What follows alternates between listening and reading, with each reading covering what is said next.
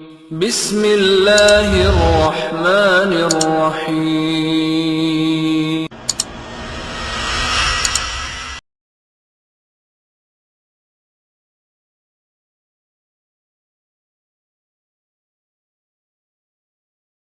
अस्सलामु अलैकुम व रहमतुल्लाहि व बरकातुहू। इन्नल हम्दुलिल्लाहि रब्बिल आलमीन वस्सलातु वस्सलामु अला अशरफिल अंबियाइ वल मुरसलीन नबिय्यिना मुहम्मदिन व अला आलिहि व सहबिहि अजमईन व मन तबिअहुम बि इहसानिन इला यौमिद्दीन, अम्मा बअद। अऊज़ु बिल्लाहि मिनश शैतानिर रजीम। बिस्मिल्लाहिर रहमानिर रहीम। इन्ना नहनु नज़्ज़लना अज़्ज़िक्र व इन्ना लहु लहाफ़िज़ून। मुअज़्ज़ज़ उलमाए किराम, मजलिस में मौजूद मेहमान निज़ाम, अजमा हिते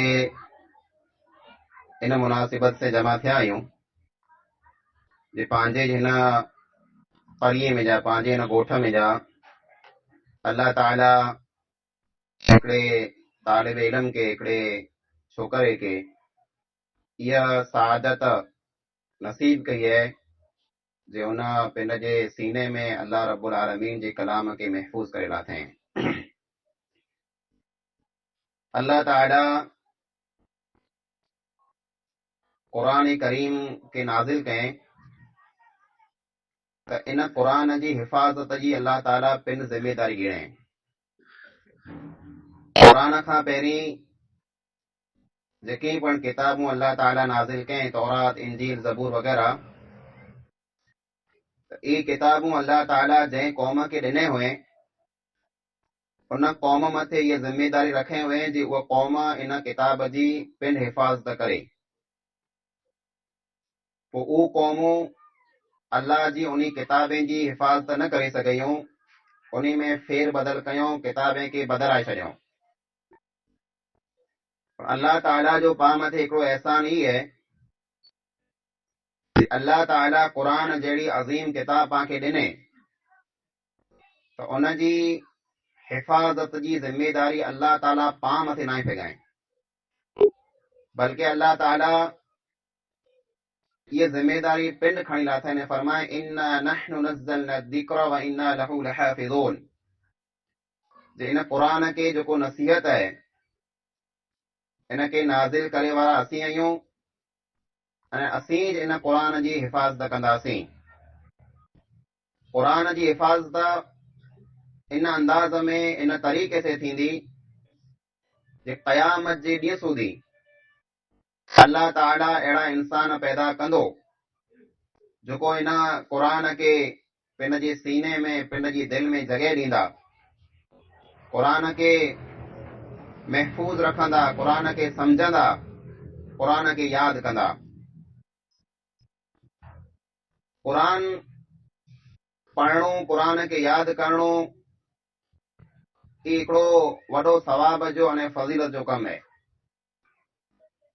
क़ुरान जे हिक हिकिड़े अखर मथे, हिक हिकिड़े लफ़्ज़ मथे अल्लाह ताला जी तरफ़ खां इंसान के ॾोह ॾोह नीकियूं मिले थियूं। नबी मोहतरम सल्लल्लाहु अलैहि वसल्लम फरमायो कि अलिफ लाम मीम जेको है ये हिकिड़ो हर्फ न आहे, बल्कि अलिफ हिकिड़ो हर्फ है, लाम ॿियो हर्फ है अने मीम टियों हर्फ है। जेको इंसान अलिफ लाम मीम पढ़े थो त उन इंसान के इन त्रै अखरे मथे, त्रै हर्फे मथे 3 नीकियूं मिले थियूं। त उहो इंसान जेको सॼो मुकम्मल क़ुरान पढ़ी लाए, बल्कि क़ुरान के यादि करे लाए, उन इंसान जो मर्तबो अने मक़ाम अल्लाह ताला वटि ऊंचो अने बुलंद है। नबी मोहतरम सल्लल्लाहु अलैहि वसल्लम फरमायो अल्लज़ी यक़रउल क़ुरआन व हुव लहु हाफ़िज़ुन फ़इन्नहु मअल किरामिल बररह। जेको इंसान क़ुरान पढ़े तो अने इन हालत में जो क़ुरान जो हाफ़िज़ है त ई इंसान उन्ही फरिश्ते अने मलाइके भेरो हूंदो जेको इज़्ज़त वारा फरिश्ता आहिनि। यानी अल्लाह ताला इन इंसान के इज़्ज़त वारे फरिश्ते अने मलाइके भेरो रखंदो। ॿई हदीस में अल्लाह जे नबी सल्लल्लाहु अलैहि वसल्लम फरमायो युक़ालु लिहाफ़िज़िल क़ुरआनी, क़ुरान जो हाफ़िज़ या क़ुरान जो क़ारी हूंदो उनखे अल्लाह ताला चवंदो क़यामत जो ॾींहुं, इक़रा, तूं क़ुरान खे पढ़, वरक़ी, अने जन्नत जा दरवाज़ा चढ़। जन्नत में अल्लाह ताला जेको दर्जा रखें, अल्लाह ताला केतिरा दर्जा रखें, अल्लाह रब्बुल आलमीन खे इल्म है, अल्लाह खे ख़बर है। अल्लाह ताला जेको क़ुरान जो हाफ़िज़ हूंदो, क़ुरान पढ़ंदो, उन इंसान खे अल्लाह ताला जर जन्नत में दाख़िल कंदो त अल्लाह ताला उन इंसान खे ई हुकुम ॾींदो, इक़रा, तूं क़ुरान खे पढ़, वरक़ी, अने तूं जन्नत जा दरवाजा चढ़, वरत्तिल कमा कुंत तुरत्तिलु फ़िद दुनिया, अने क़ुरान खे तूं ईअं ज पढ़, मिठी प्यारी आवाज़ में, आराम से, इत्मिनान से, सुकून से क़ुरान खे पढ़ जीअं तूं दुनिया में पढ़ंदो वे। फ़इन्न मंज़िलतक इंद आख़िरि आयतिन तक़रअ बिहा, तोजी मंज़िलत, तोजी जॻह, अने तोजो ठिकाणो जन्नत में उहो आहे जिते तूं क़ुरान खे पूरो कंदे। हिकिड़ो इंसान क़ुरान पढ़ंदो, बिस्मिल्लाहिर रहमानिर रहीम शुरू कंदो, सूरह फातिहा वटा, सूरह बकरा, सूरह आल इमरान, सूरह निसा पढ़ंदो वेंदो, अने जन्नत जा दर्जा चढ़ंदो वेंदो। जरा इलाहिन नास मिन शर्रिल वसवासिल खन्नास अल्लज़ी युवस्विसु फी सुदूरिन नास मिनल जिन्नति वन नास, इन आयत मथे पुजंदो मिनल जिन्नति वन नास, तेरा अल्लाह ताला उन जी उहा मंज़िल बनाए हुने। क़ुरान करीम जे अंदर 6000 खां वधारे आयतूं आहिनि। हिकिड़ो इंसान जेको हाफ़िज़ क़ुरान है, क़ुरान खे पढ़े तो, क़ुरान खे यादि करे तो, ई जन्नत में हिक हिकिड़ी आयत पढ़ंदो अने हिकु हिकिड़ो दर्जो चढ़ंदो वेंदो।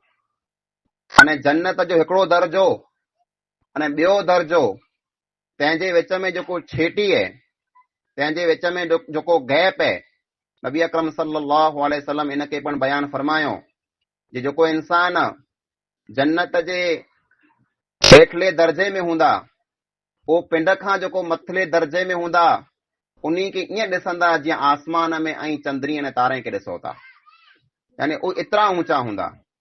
पोइ उन्ही खां मथे जेको ॿिए दर्जे में, उहे इन्ही कथा पण एतिरा ऊंचा हूंदा। त जेको क़ुरान जो हाफ़िज़ हूंदो, 6000 क़ुरान जूं आयतूं यादि कंदो अने हिक हिकिड़ी आयत मथे दर्जो चढ़ंदो पियो, उनखे अल्लाह रब्बुल आलमीन केतिरो ऊंचो रखंदो। इहा इज़त है जेको अल्लाह रब्बुल आलमीन उन इंसान खे अता करे थो, जेको इंसान क़ुरान जो हाफ़िज़ अने कारी बने थो।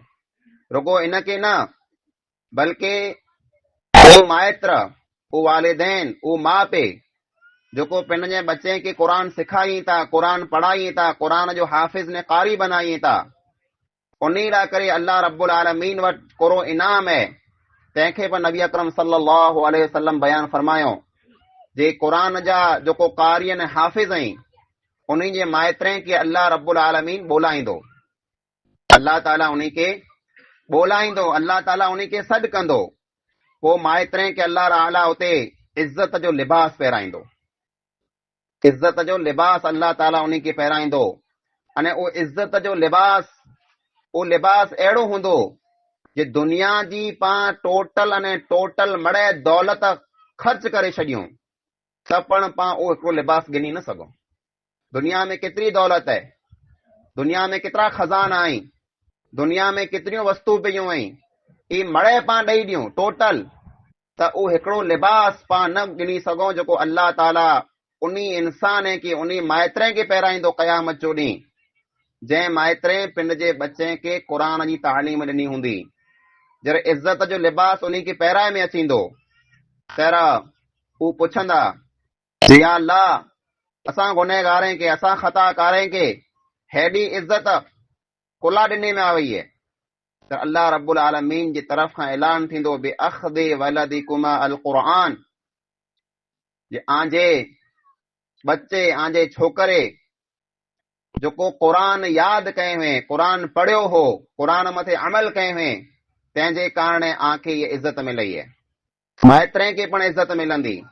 रुगो एतिरो न, बल्कि अल्लाह जे नबी अकरम सल्लल्लाहु अलैहि वसल्लम फरमायो, इक़राउल क़ुरआन फ़इन्नहु याति यौमल क़ियामति शफ़ीअन लिअस्हाबिही, क़ुरान खे पढ़ो, क़ुरान खे एतिरे लाइ करे पढ़ो जे क़यामत जो ॾींहुं क़ुरान अचींदो, उन्ही माण्हुनि जी सिफ़ारिश कंदो जेको दुनिया में क़ुरान खे पढ़िया हूंदा ने हदीस पाण सही हूंदी अक्सर पाण रमज़ान में सुणो पण था जे रोज़ो अने क़ुरान पोइ अल्लाह ताला वटि अचींदा ऐं पोइ अल्लाह ताला खे इहा अर्ज़ कंदा जे अल्लाह ही इंसान जेको आहे क़ुरान चवंदो अल्लाह ही इंसान जेको आहे ही राति जूं निंद्रूं फिटाए करे ओजागा करे जागी करे मूंखे पढ़ंदो हो मुंहिंजा रब ॿिया माण्हू आराम कंदा हुआ पण ऐं अल्लाह हिन आराम मां हथ कढी मूंखे पढ़ियो क़ुरान चवंदो मूंखे पढ़ियो अल्लाह इन जे हक़ में तूं मुंहिंजी सिफारिश खे क़बूल कर अल्लाह ताला उन जी सिफारिश क़बूल कंदो अने उन इंसान खे माफ़ करे छॾींदो जन्नत में दाख़िल कंदो जेको दुनिया में क़ुरान पढ़ियो थिए क़ुरान हिकिड़ी अहिड़ी किताब आहे मुंहिंजा अज़ीज़ भाइरो जे अल्लाह ताला इन क़ुरान जे अंदरि इज़त रखे जेको पिणु इंसान क़ुरान वारो आहे जेको पिणु इंसान क़ुरान खे पढ़े वारो सिखे वारो आहे उनखे दुनिया में इज़त मिले थी अने आख़िरत में पिणु अल्लाह ताला उनखे इज़त ॾींदो नबी मोहतरम सल्लल्लाहु अलैहि वसल्लम फरमायो खैरुकुम मन तअल्लमल क़ुरान व अल्लमा आम जा बहितरीन इंसान उहे ख़ासे में जा ख़ासो इंसान उहे जेको क़ुरान खे सिखे थो अने ॿिए खे सिखाए थो रुगो एतिरो न बल्कि दुनिया में जेको मुसलमान खे इज़त मिलई हुई मुसलमान खे मान मिलियो मर्तबो मिलियो मुल्कनि जा मुल्क मुसलमान फतह कयो दुनिया जे खूणे खूणे मथे मुसलमान पुगा ये इज़त ईमान ई मक़ाम ई मर्तबो ये हुकूमत जेकी पण वस्तु मुसलमान खे मिलयूं वयूं वो क़ुरान जे कारणे मिलयूं हुयूं नबी अकरम सल्लल्लाहु अलैहि वसल्लम फरमायो इन अल्लाह यरफउ बिहादल किताब अक़वामन व यदउ बिही आखरीन क़ुरान हिकिड़ी अहिड़ी किताब है जे इन किताब जे ज़रिए अल्लाह ताला अमोक क़ौमे खे ऊंचियूं करे छॾे थो अने इन ई क़ुरान जे ज़रिए अल्लाह ताला अमोक क़ौमे खे नीचियूं करे छॾे थो यानी जेको इंसान क़ुरान खे पढ़े था क़ुरान मथे अमल कयूं था अल्लाह ताला उन खे दुनिया में इज़त ॾे थो साहबा किराम जेको इज़त वारा हुआ मान वारा हुआ मक़ाम ने मर्तबो हो दुनिया में दबदबो हो उन्ही जो कंहिंजो कारण सिर्फ़ ई हो जे उन जे हिकिड़े हथ में क़ुरान हूंदो हो वो क़ुरान मथे अमल कंदा हुआ ॿिए हथ में हथियार हूंदो इन इस्लाम खे फैलाईंदा हुआ मुंहिंजा अज़ीज़ भाइरो जहिड़ा पाण क़ुरान मां हथ कढिया आहीं पाण क़ुरान खे भुलिया आहियूं तहिड़ा पाण दुनिया में ज़लील ने रुसवा थिया आहियूं जेकॾहिं पंहिंजी ज़बान मथे क़ुरान हुए पंहिंजी दिलि में क़ुरान हुए पंहिंजे घर में क़ुरान हुए इन क़ुरान खे पाण पढ़ूं इन क़ुरान खे पाण सम्झूं इन क़ुरान मथे पाण अमल कयूं त दुनिया में जेको पंहिंजी ज़िल्लत आहे रुसवाई मुसलमान जी अॼु ख़तम थी वेंदी अफला यतदब्बरून अल क़ुरान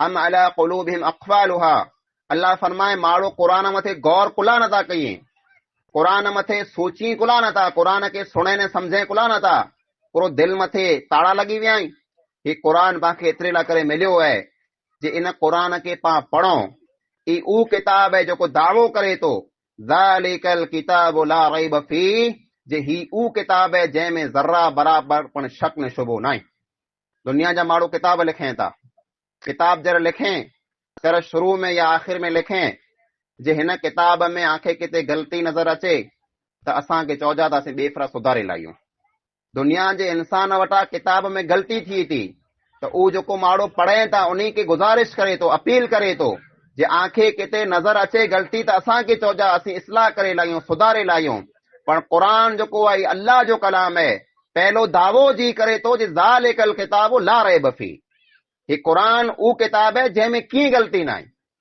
जंहिंमें को शक न शुबो न आहे क़ुरान जी हिकु हिकिड़ी सूर क़ुरान जी हिकु हिकिड़ी आयत अने आयत जो हिकिड़ो हिकिड़ो लफ़्ज़ जेकी पाण ई मड़ा सचा आहिनि तंहिंमें कीअं शक न शुबो न आहे मुंहिंजा अज़ीज़ भाइरो पाण क़ुरान करीम खे अॼु भुलूं था क़ुरान करीम खे पाण बिल्कुलु पुठियां छॾे ॾियूं था तंहिंजे कारणे पाण अमल में अने ईमान में तौहीद में हर एतबार से ॾींहं ॾींहुं कमज़ोर थींदा वञूं ई क़ुरान जेको आहे ईअं जाइ जे वण लाइ करे जीअं पाणी वे थो पंहिंजो ईमान जेको आहे ईमान खे ताज़ो करणो आहे ईमान खे जेकॾहिं हिकिड़ो वॾो झाड़ बनाइणो आहे ईमान खे जेकॾहिं मज़बूत करणो आहे त तंहिं लाइ करे क़ुरान जेको हिकिड़ो पाणी आहे जीअं पाण वण खे पाणी ॾियूं त वण जेको आहे हरो भरो थी वञे वण सावक करे अचे वण जेको आहे फले ईअं जे ईमान खे ताज़ो करणो आहे ईमान खे मज़बूत करणो आहे त क़ुरान पढ़ो उहो क़ुरान पढ़ो न बल्कि क़ुरान खे सम्झो जे क़ुरान अरबीअ में आहे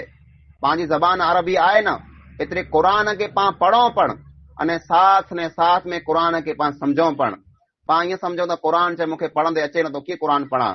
अल्लाह जे नबी अकरम सल्लल्लाहु अलैहि वसल्लम फरमायो जेको इंसान क़ुरान पढ़े थो न क़ुरान जो हाफ़िज़ है, कारी है, पढ़ियल लिखियल इंसान है त उन इंसान खे हिकिड़ो अजर ने सवाब मिले थो। पर जेको इंसान क़ुरान पढ़े थो वहो यतताअता उहो अटके थो, उनखे क़ुरान उकले नथो, क़ुरान में अटके थो, पण तंहिं महिनत करे थो, मशक्क़त करे थो, कोशिश करे थो, उन क़ुरान खे पढ़े थो। अल्लाह जे नबी अकरम सल्लल्लाहु अलैहि वसल्लम फलहु अजरान, उन इंसान खे डबल अजर मिले थो।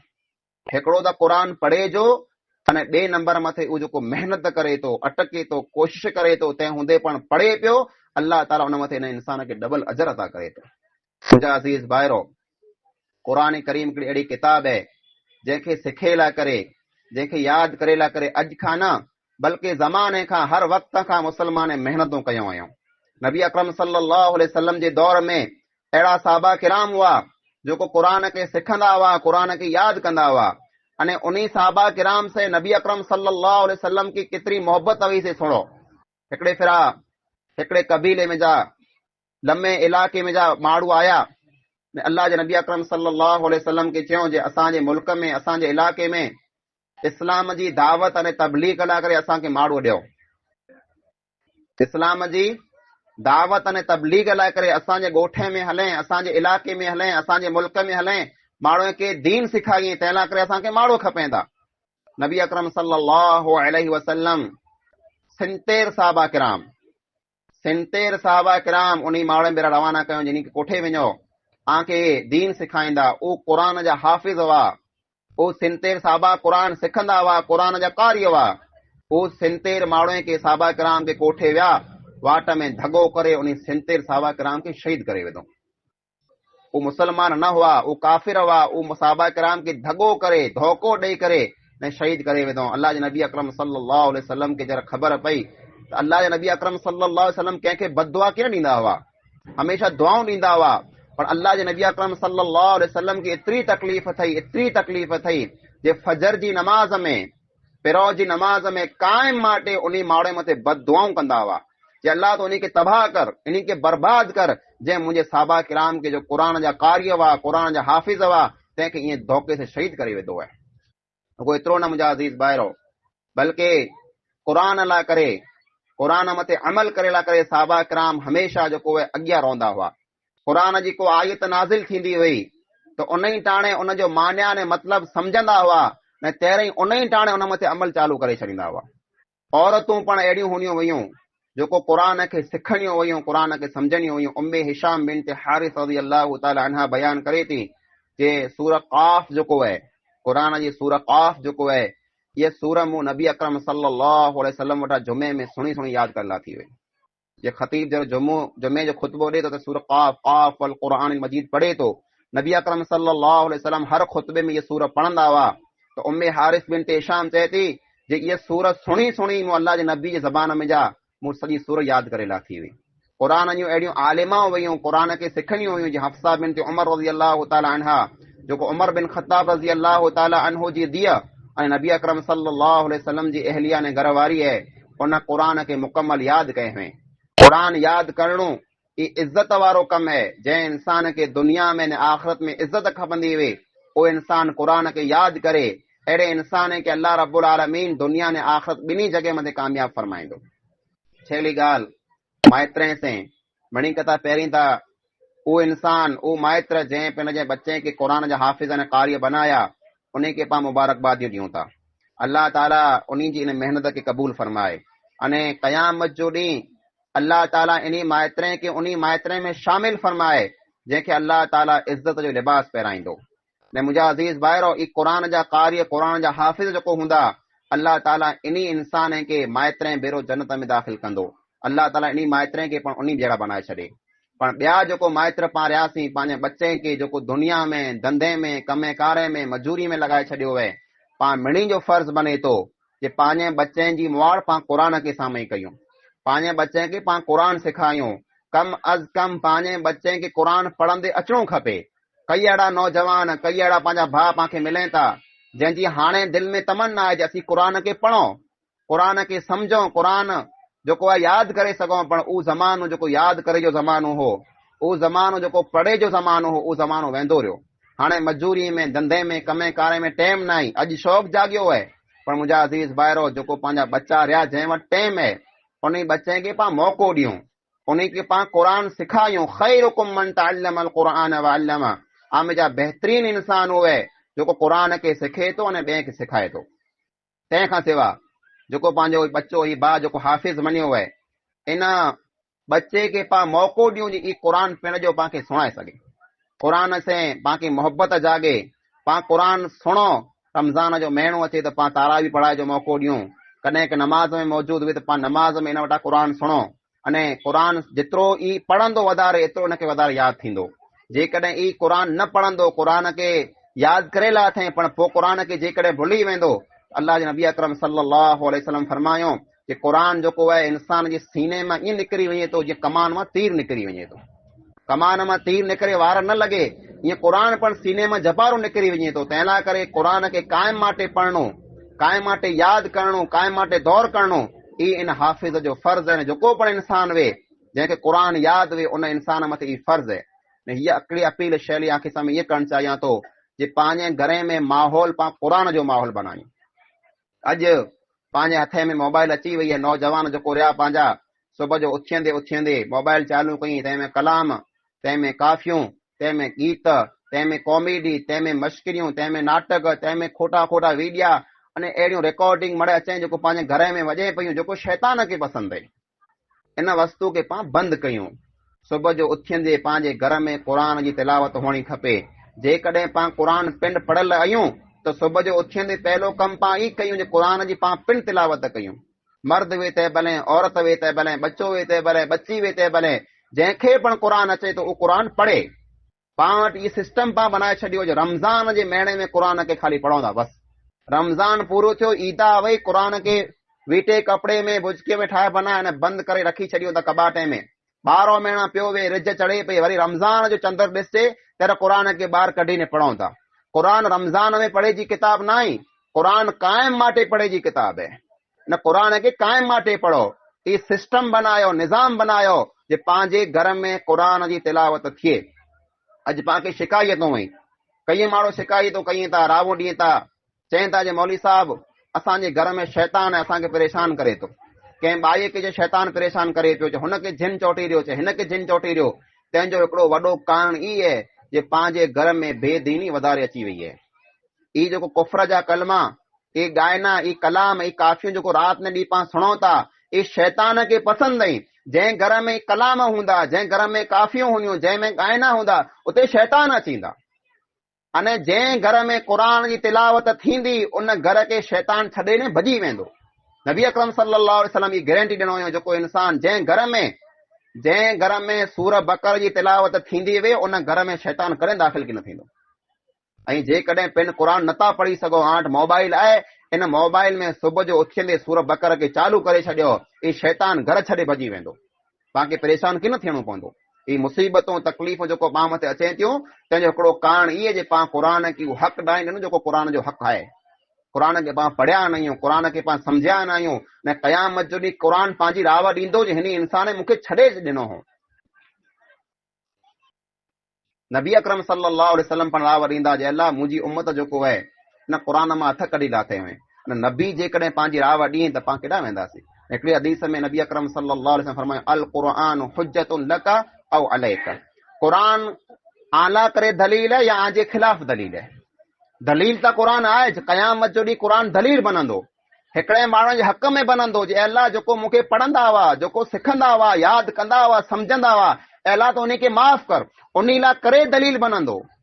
अने जेको क़ुर खे न पढ़िया, क़ुर खे न सम्झिया, उन्हनि जे ख़िलाफ़ क़ुर दलील बनी वेंदो। अल्लाह ही उहो इंसान आई जंहिं मूंखे भुलाए छॾियो, जंहिं मूं मां हथ कढी लाथा, उन जे ख़िलाफ़ दलील बनंदो। ने क़ुर जंहिंजे ख़िलाफ़ दलील बनी वञे, उहो इंसान कॾहिं कामयाब कीन थी सघंदो। मुंहिंजा अज़ीज़ भाइरो, हिन मौक़े मथे पाण जमा थिया आहियूं, हिकिड़ी ख़ुशी जी ॻाल्हि ई आहे जे अॼु पण पाण वटि माहौल आहे जे पाण उन माण्हू खे इज़त ॾियूं था जेको क़ुर जा हाफ़िज़ ऐं कारी आहिनि, उन आलमे खे पाण इज़त ॾियूं था जेको क़ुर सिखाइनि था, सेखारीनि था। ख़ासी ॻाल्हि आहे, बहितरीन ॻाल्हि आहे कि इज़त बरक़रार हुअणी खपे, वधणी खपे जे पाण उहो इंसान जॾहिं क़ुर जो हाफ़िज़ ने कारी बने अचे पा उनखे इज़त ॾियो, मान ॾियो। इन माण्हू खे त अल्लाह क़यामत जो ॾींहुं मान ॾींदो। अने ईअं जो पाण पिन क़ुर मथे ध्यानु ॾियूं, क़ुर पाण पिन सिखूं ऐं पंहिंजे बच्चे खे सेखारियूं। अल्लाह रब्बुल आलमीन खां दुआ आहे जेकी पाण ॻाल्हियूं क़ुर ऐं हदीस जी रोशनी में पाण सुयूं आहिनि, अल्लाह ताला पाण खे अमल करी तौफ़ीक़ अता फरमाए। आमीन। अस्सलामु अलैकुम व रहमतुल्लाहि व बरकातुहू। बिस्मिल्लाहिर रहमानिर रहीम।